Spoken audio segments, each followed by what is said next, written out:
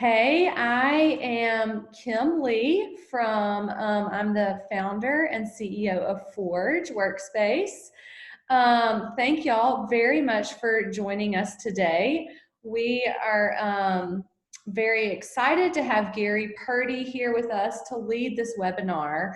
But before we get started, I just wanted to tell you a little bit about Forge and what we do. We are a co-working space located in downtown Birmingham, and we opened in 2017. And until March, we had loved hosting lunch and learns in our space. So we're a membership-based workspace where people who are members at Forge have access to work. We have open workspaces, we have dedicated desks, and we have private offices, and then we also have conference rooms. But one of the things that we love most about being in downtown Birmingham is that, I just realized I didn't press play, is that we are able to be part of the small business and entrepreneurial ecosystem. And so we love that we are able to help small business owners, entrepreneurs, as they're getting going. So we do this through lunch and learns. We have normally we have lunch and learns at Forge where people come in, we bring in speakers on just a variety of different topics that touch different areas of running a business, starting a business, running a business, growing a business. So since everybody stopped coming together, we have been able to continue this through these webinars. And we've hosted a variety of different topics. But today we are excited to have Gary here I'm going to come back to the community membership, but Gary is talking today about emotional health in the midst of distancing. So Gary has been a member of Forge since the very beginning. Gary is a church planting founding pastor of City Church Midtown, and he has recently launched Culture Care, which he's going to tell us a little bit more about that. So we're very excited to have Gary share with us today. This is the longer that we've been social distancing, the more and more this topic is of concern. People are working different ways. Life looks so different. So we're very excited to be able to address this topic today. But before Gary gets started, I do want to take a cue from one of our members who's hosted several webinars for Forge, Jackie Jones, and do just a little commercial for Forge.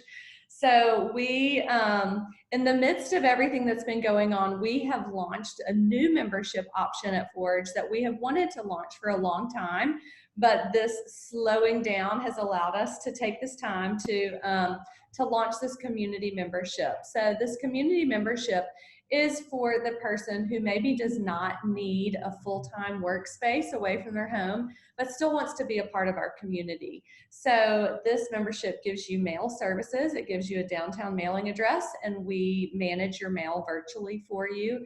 It gives you access to our online community, member events, member rates on meeting rooms. So it's $25 an hour to rent a meeting room as a Forge member, and then 2 free day passes a month. So it does give you some access to the space, but you may not need full-time access. But then it also gives you access to healthcare and HR benefits. So we've recently partnered with a company called TriNet, which allows this to be possible, which we believe is just huge for entrepreneurs and small business owners. So if you have any questions about that, please reach out. We would love to tell you more about that. But without further ado, we are gonna let, I can't find my mouse to stop my screen share. Gary, there we go. I'm so sorry. We're gonna let Gary take over and get started with us. So if you have any questions, please feel free to use the chat box or the Q&A, and we will address your questions as either throughout or at the end. I know Gary will leave some time at the end for questions. But as we get going, if you just want to, in the chat, introduce yourself, tell us where you are, what you do, just so we have a little bit better knowledge of who's joining us today and areas, topics that Gary could maybe address. So I'm gonna let Gary do his presentation, and then I will come back on at the end and we will try to address your questions. So thank you for joining us. And Gary, we look forward to hearing from you. Okay, Is my screen viewable right now? It's not. Okay, I don't think you shared it with me. Okay, let me just see. I think, let's see. Yeah. All right, you should be able to now. Okay. Yeah.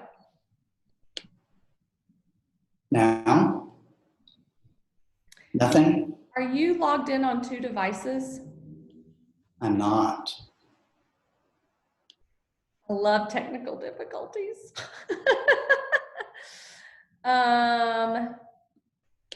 Okay, I have you logged in on 2 devices. One is muted.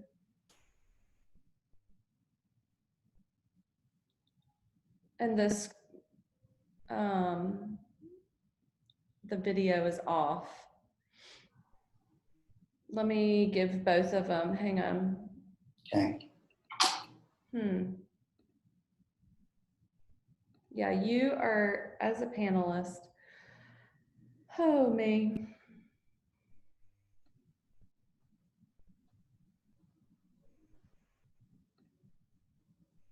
Hang on.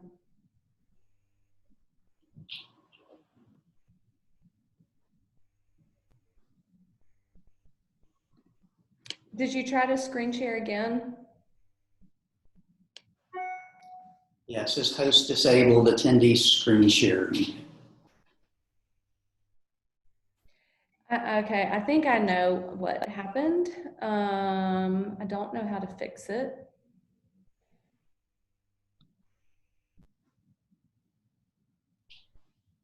I'm gonna try to put you as the host. I honestly don't know what's gonna happen, but let's see.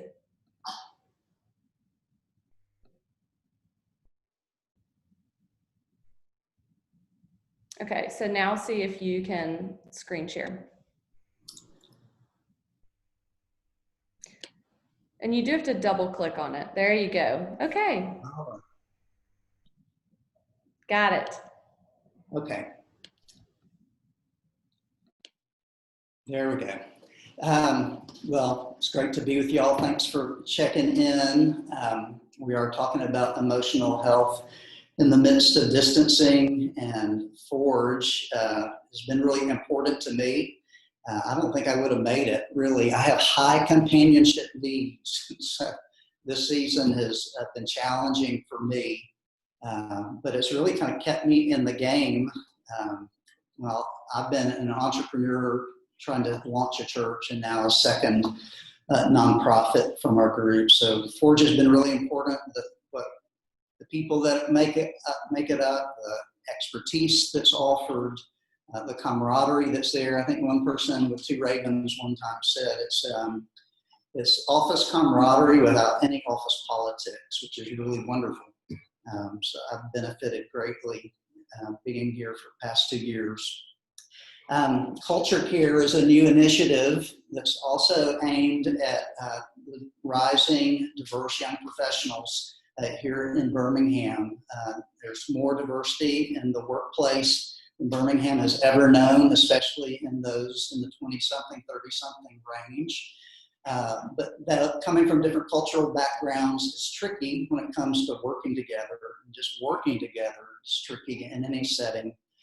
So that's why we started Culture Care, which is ongoing confidential conversations about personal barriers to healthy work teams. So that's designed for a company to hire us out to come in and designate a time to give attention to the cultural values and the relationship dynamics.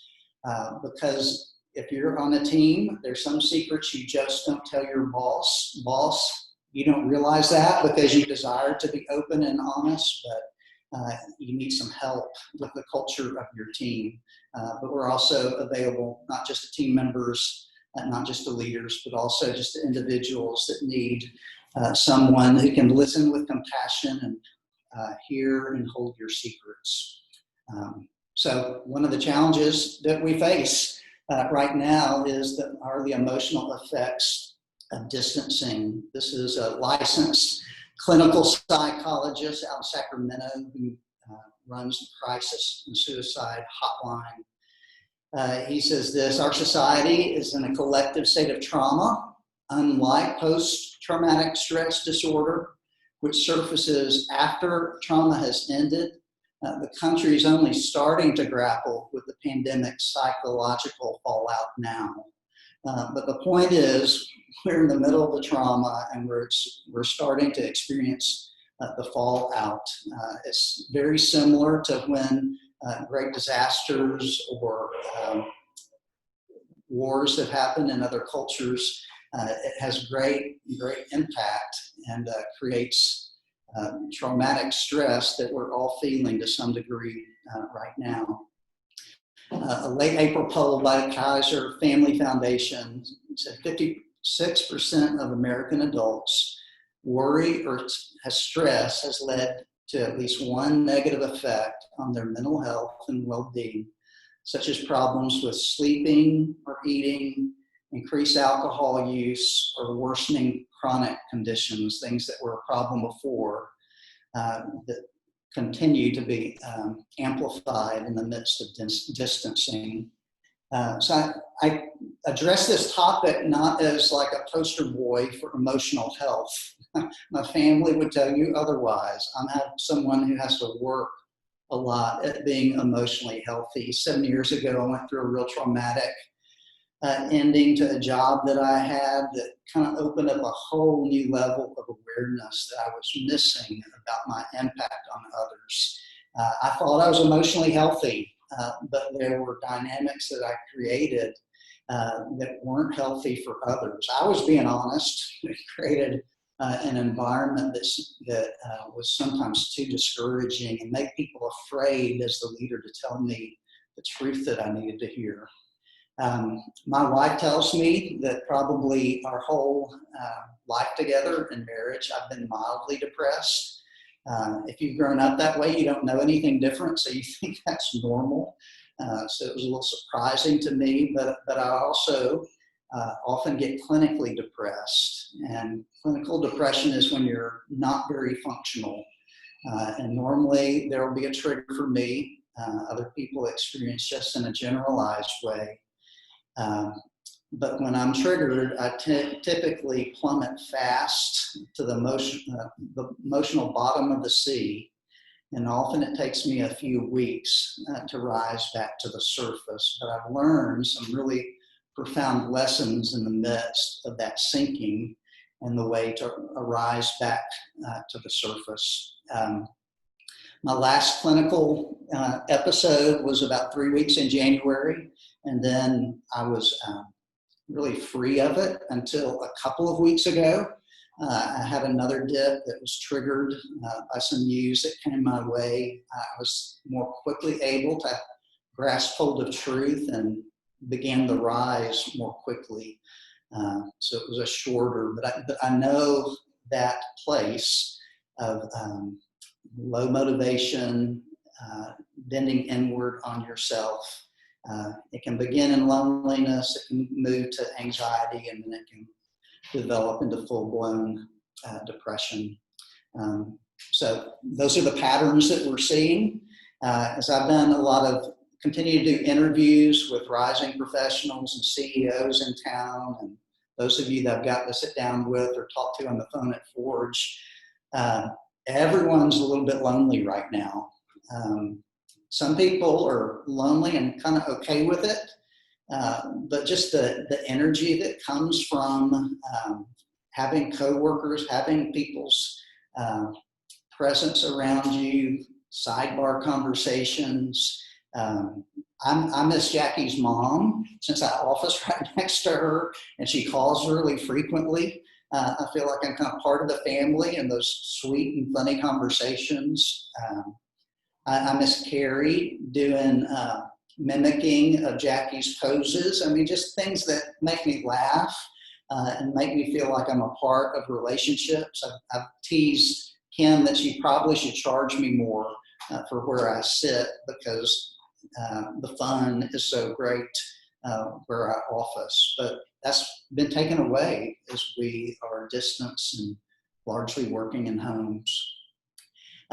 Anxiety begins to percolate. I mean, how could it not?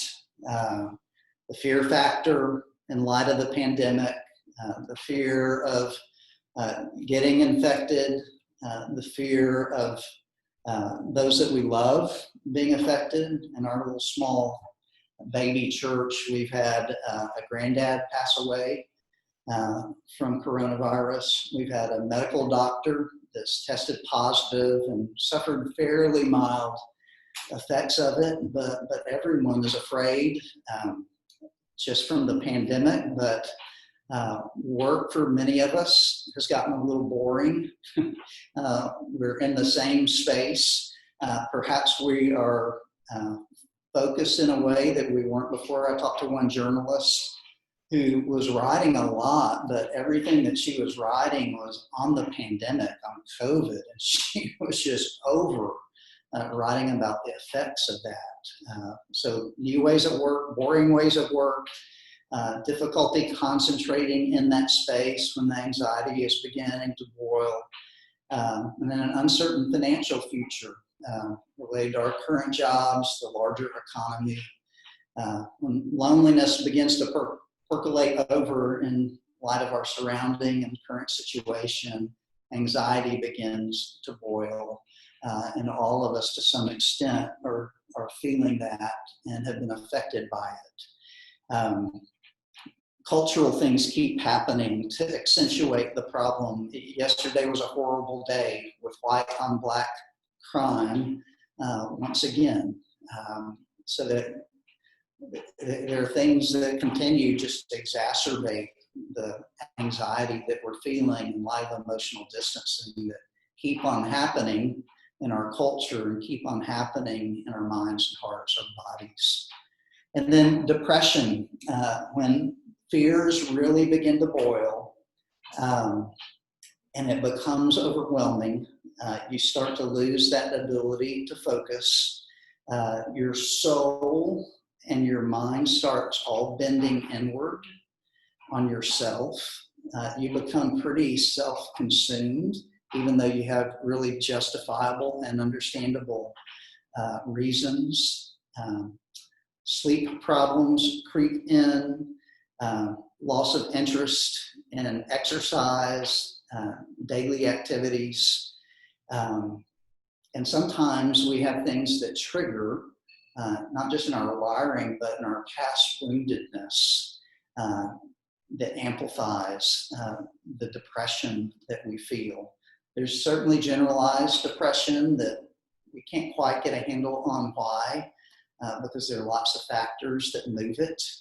But for sure, oftentimes, depression is triggered by external circumstances, internal physical things, but also a trigger from something in our past that brings that pain back up to the surface again and causes me to do a free fall, and a free fall that sometimes takes me a good while to arise back up to the surface.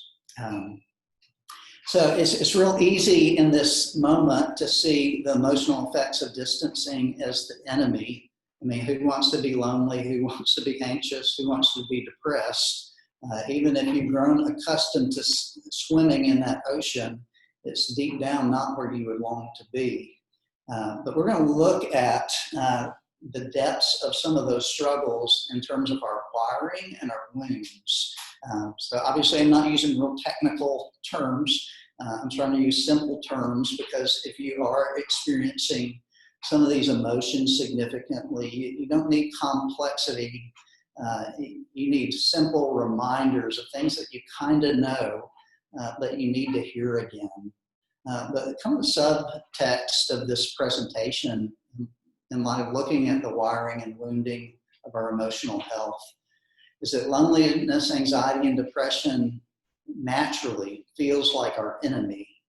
But these emotions can become our teacher as well. I wish there was another way. I would never choose the path of loneliness, anxiety, and depression to be my teacher. But often can see that enemy turn into an opportunity to learning more about ourselves and our world, how we come across, and how we navigate the internal waters that we're all experience. I recently just had finished editing a book of a mentor of mine called The Confessor. It's something that I love to do, listening well to people's stories, beliefs, and struggles. It's something that he's even better at. And as I edited his book, he would pray, God, please let Gary get depressed, because his antenna for people's wiring and wounds is so high. Now, my wife didn't like him very much for that. And I wasn't real excited about it either. But because I've begun to experience depression as a teacher, I've learned some things, and there's a genius in my wiring and woundedness that is actually birthed out of the hard things, the deep formative wounds that almost create a superpower in me and you, because depression can be our teacher. Let's look at physical factors relating to the wiring of our emotional health. You know these. This is not rocket science, but body chemistry, there's just stuff happening within our body chemistry that people aren't clear on that affect our emotional health. There are neural pathways in the brain. My neuroscience friends tell me where deep paths are worn into how we process life based on not just how we were born, but how we were conditioned and how we experience pain and joy and all kinds of different emotions in this world. It's like a hard-worn path, and we develop common patterns for dealing with them. And sometimes one of those paths is anxiety and depression. Fitness and diet, we all know, has a big impact. That's not to make you feel under the pile. I'm going to soften that in a moment, but physical exercise is helpful, and lack of it is challenging. There's sometimes when I'm so depressed, even though I'm a fitness activist, I can't exercise, and I think there's grace in that. Diet, what you eat can affect. Sugars and caffeine aren't great for those that experience it. That's not kept me from my caffeine, but I am trying to work on the sugar part. And then the physical reality of current sheltering and distance. We all know, we've spoken to that before. Here's some physical practices that can be helpful in light of those realities. Again, this is basic stuff that you know, but consult a doctor. You can get in now for the most part, but if you're experiencing something at the clinical level of depression, or you're not sure, just even go into your general practitioner. They have a test, an assessment that they can give you. They're not as skilled as a psychiatrist is. If you definitely are in a clinical place, a psychiatrist certainly could be in order. But begin with a doctor. They don't know everything of why different treatments, medical or other, work always. They're still figuring it out, but beginning with a doctor to provide some objective feedback and input can be really helpful. And then energizing exercise and diet. I think it's got to be energizing. If you're struggling emotionally and you hate the exercise, what you think of as exercise, you're just not going to do it. You don't have enough emotional capacity to get there. When I really sink, I might be very disciplined at all other times, but I just lose that physical energy. So I've got to find something energizing to do. One Saturday before I hit my latest clinical dip, I ran 8 miles with a friend. Then the dip happened, and it was all I could do to walk 2 miles with my wife slowly. But it was something that helped. So it's got to be energizing exercise. If you are fast twitch muscle, you're probably not going to enjoy long trail runs and vice versa. You got to find something that activates your inside.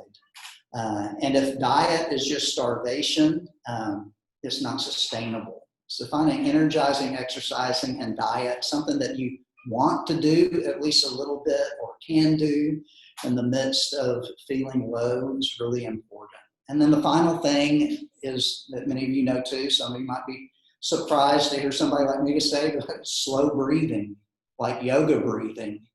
My mentor for the past 2 years, sometimes when he calls and he can tell I'm not in a good place, we'll just say, okay, I've listened to you. Now we're going to be quiet. And I want you to take 10 deep breaths. I'm like, what?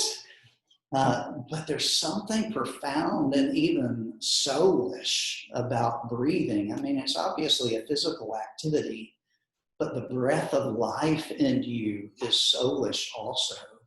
And slowing and breathing deeply, I have found to really help my emotional health.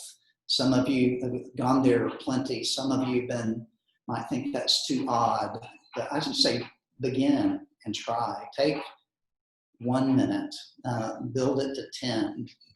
Go somewhere in nature and deep breathe for 20 minutes, and you will begin to feel your soul just a little bit restored. It won't make everything go away, but you'll begin to reapproach physical and soulish kind of health. So there's some helpful physical practices, mental factors, personality, just how we're wired temperamentally, inner dialogue that goes on in our heads. Like, natural for me is when I blow something, immediately I hear myself say, stupid. That doesn't help my emotional health. I'm pretty hard on myself when I fail again. You know what those inner voices sound like. Most of them are not kind. So the internal dialogue from voices of the past or in your own voice that trigger can greatly undermine your emotional health. And it's full of lies, in fact, that aren't true. And then your core beliefs, kind of the essence of what you believe is a part of the mental factor that has great impact on your emotional health. It's not appropriate in this setting to advocate one set of beliefs over another, but it is important to have some core beliefs. We tend to find our core beliefs in the arena of propositions, perhaps. I think it can be more helpful. This might be my bias coming through, but it can be more helpful to think in terms of what's the story that I believe? What's the narrative of my life? Is there a larger narrative that I'm a part of? Just beginning to not just look at truth claims or core belief claims, but what's the narrative I'm functioning out of is a great way to think about and perhaps reapproach your core beliefs. All those things have impact mentally. Here's some helpful mental practices in light of those realities. For one, learn about your personality patterns. Now, I imagine most of you have done some kind of experience with that. Some people get obsessive about it, but it can be helpful if it's been a while since you've done one. There are all kinds of things. The Enneagram is real popular right now. Certainly people can go overboard with it. It can get funny too. Just learning differences among your close friends, but it can help you learn how you're wired, and to lead to the second thing, to be kind to you.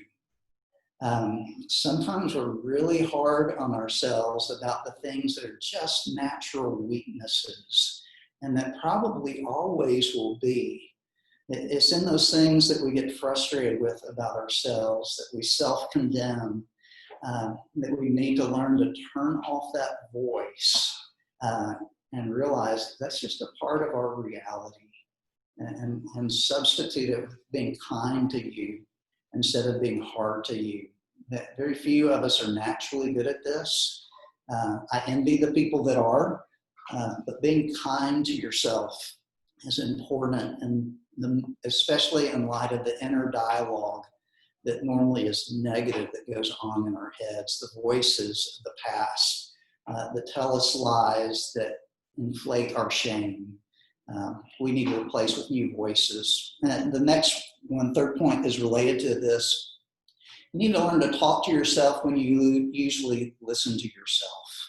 You need to talk to yourself when you normally would just listen to yourself.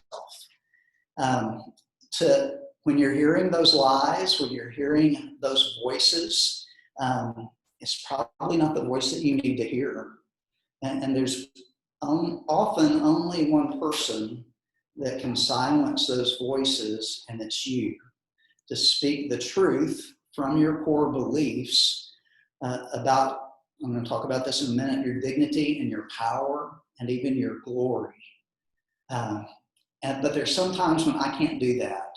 And so I'll have to turn to Marilyn most often or call a friend.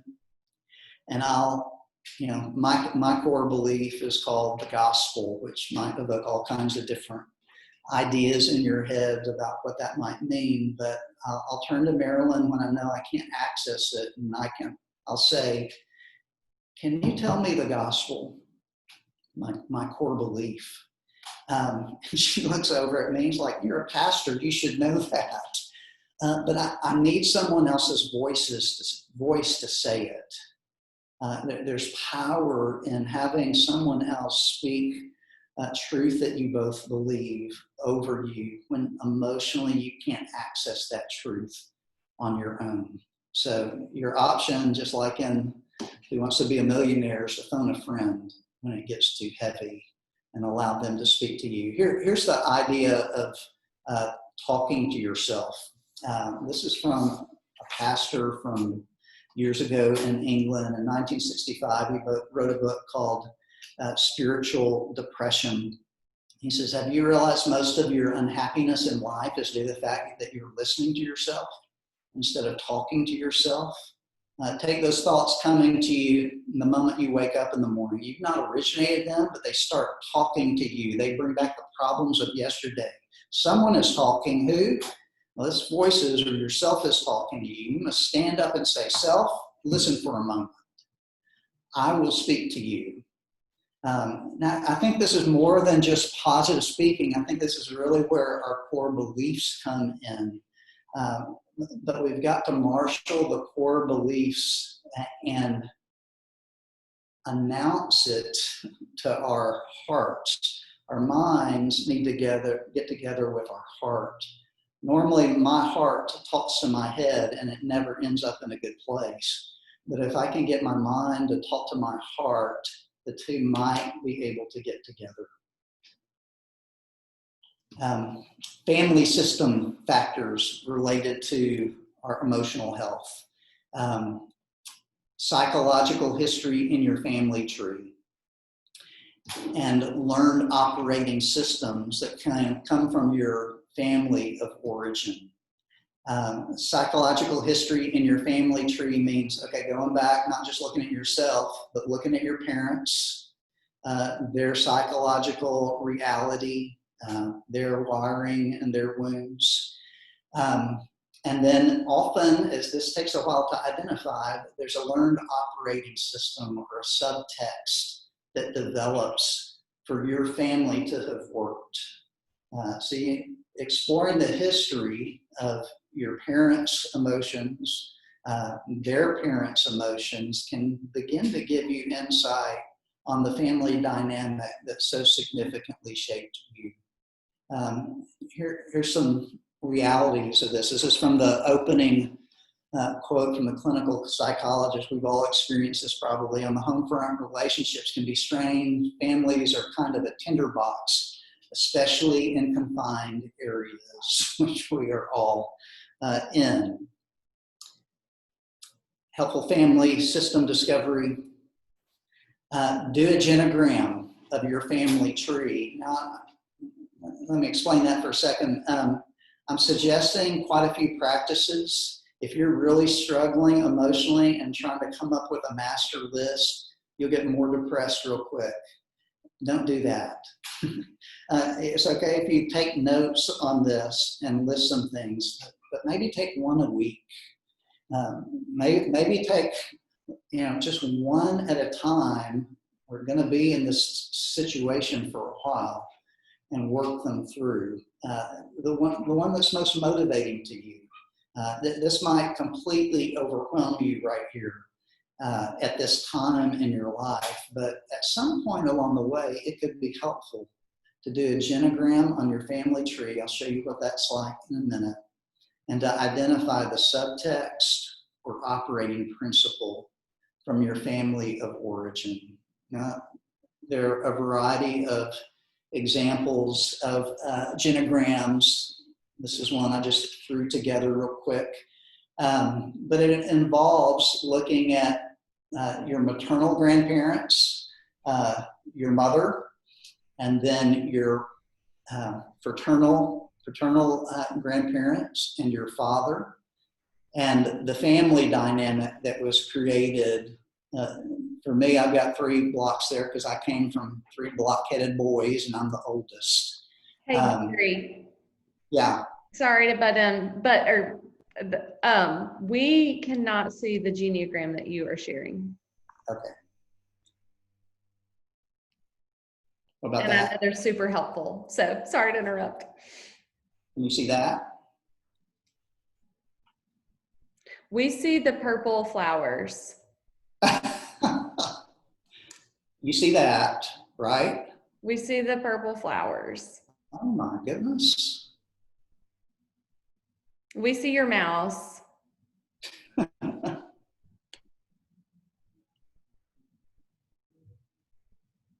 Well. Yeah, maybe if you try to stop screen sharing and then go back to screen sharing, it might pop it up. I just did. Did it change at all? No. How about this? We'll send out in the email the Geniogram. Okay. Well, did you stop? I don't know that you stopped screen share. If you want to try to stop screen share, there you go. Now try again. Okay.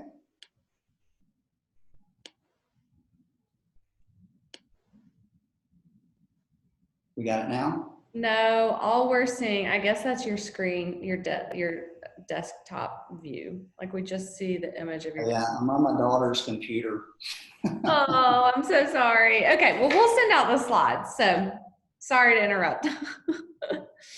So we could probably just stop screen share. Okay. You could even draw it on the whiteboard behind you if you wanted to. I could. Yeah, I'll do that. Okay. On the fly. Can you see? Yes, still tilt your screen. There are no markers in here. Oh, yeah, there's no markers because we're safe. I'll bring you some. Okay. Let me just walk through what you can't see. On my mom's side of the family, this is just to illustrate what it teases out in my situation. My mom's granddad, or dad, my granddad, was a rager. Like he would charm the heck out of you. But when you tripped his wire, if my mother's etiquette was not right or something wasn't neat enough, his rage was the kind of rage that when I experienced it, I wanted to crawl under a rock somewhere. It was withering. Now, my grandmom was stoic. Thank you. She kind of had to be. She grew up the daughter of an alcoholic who was physically abusive. And so my mom, in the midst of my granddad's rage and also ritual abuse that she experienced as a toddler from a nanny that was in their home, her most frequent reference was, "I'm a zero." And that's really how she felt about herself. Her shame was so deep. But when her shame was triggered, what came out was not her mother's stoicism, but her father's rage. On my father's side, my grandfather was stoic, and my grandmother was the rager. Um, my dad, being a second born, was like a puppy dog. But when his wire was tripped, some of grandmom's rage came out in him. So guess where we struggle now? All three boys in that area of rage and anger. It created a family system. Our family system was, if something goes wrong, someone must pay. I'm sorry that we don't have visual. Is it coming back to it now, Kim? No. Okay. Tell you what, why don't let's break for questions now? Yeah. To see if anyone would like to throw in the chat box. Response, questions, pushback. Yeah, before anybody has any questions, just want to say thank you for sharing, being so vulnerable with us. I know this is not an easy thing to talk about, but it is something that so many people deal with, and just being vulnerable and sharing, I think, is so powerful, and it gives other people the freedom to be able to talk about it too. So thank you for sharing a little bit of your story with us. It's always just so easy to identify with. So thank you for sharing, because I know it's not easy. Yeah, there's obviously so much stigma. I even don't tend to refer to it as mental health because the stigma is so great. And it's the same thing, mental health and emotional health. Mm-hmm. But perhaps some of the stigma can be taken away a little bit if we're looking at the reality of our emotions. Yeah. Here's a question. What places do you think people should show more grace to themselves right now? In any area that they condemn themselves in. Mm-hmm. Wherever the negative voices are speaking. Sometimes it's hard to know what they're saying because the voices in your head sometimes feel like a many. Mm-hmm. So sometimes I have to take time to write them down. Mm-hmm. To even know fully what they are. Like I generally know what I'm feeling, but I'll just have to write down the negative voice that I'm beating myself up with. Mm-hmm. And there's something about putting it on paper that helps me see how absurd that is. That when it's in my head, it doesn't seem so absurd. It seems like natural. But when I put it on paper, I can more easily see the falsehood that's there. Yeah. So I think the primary places are where we tend to be too hard on ourselves, where we tend to be too driven. Mm-hmm. That's what I find. Yeah. It's the writing it down is almost like having somebody else speak your truth to you. I loved that idea. Yeah. Like, I know you know what I believe, so please tell me, because I cannot find it right now. Right. We're all in that place.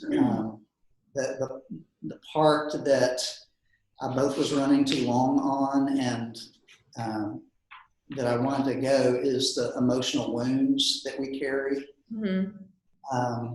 Because there's wiring kind of issues that are there, but obviously mixed up in the wiring are deep wounds from our formative years. That's a violation of our dignity.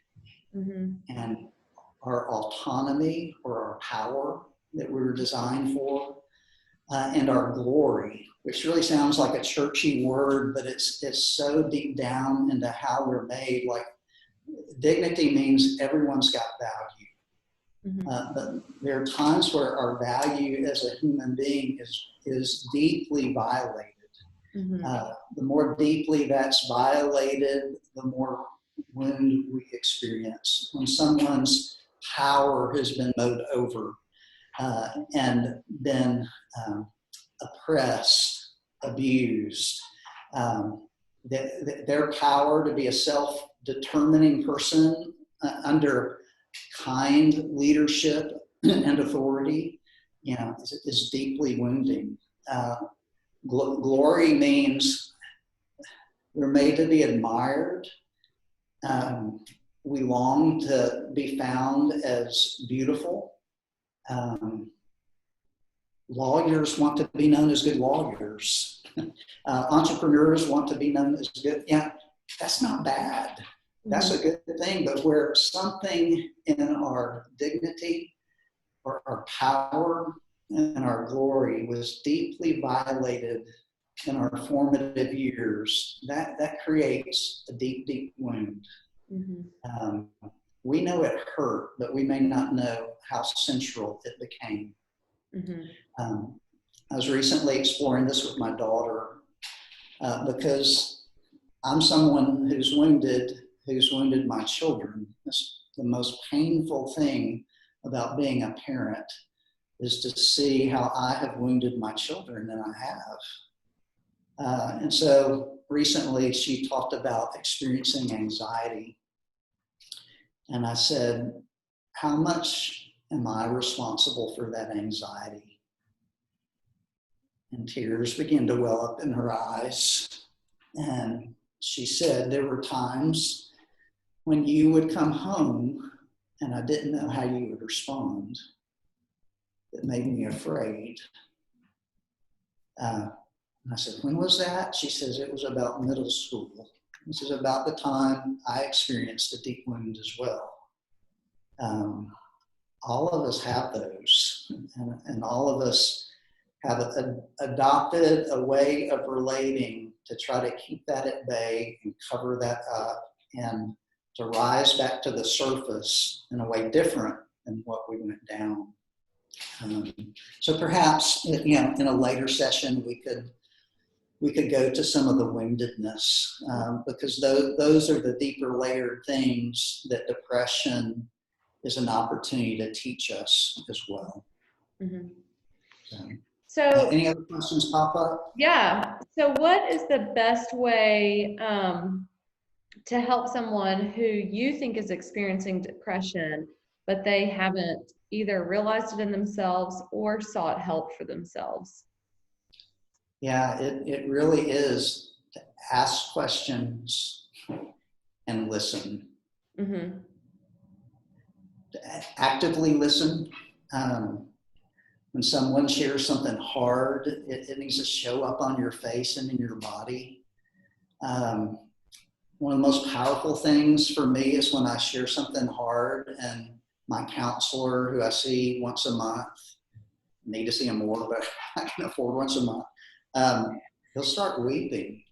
It's like, crap, that was hard. Mm-hmm. He's crying.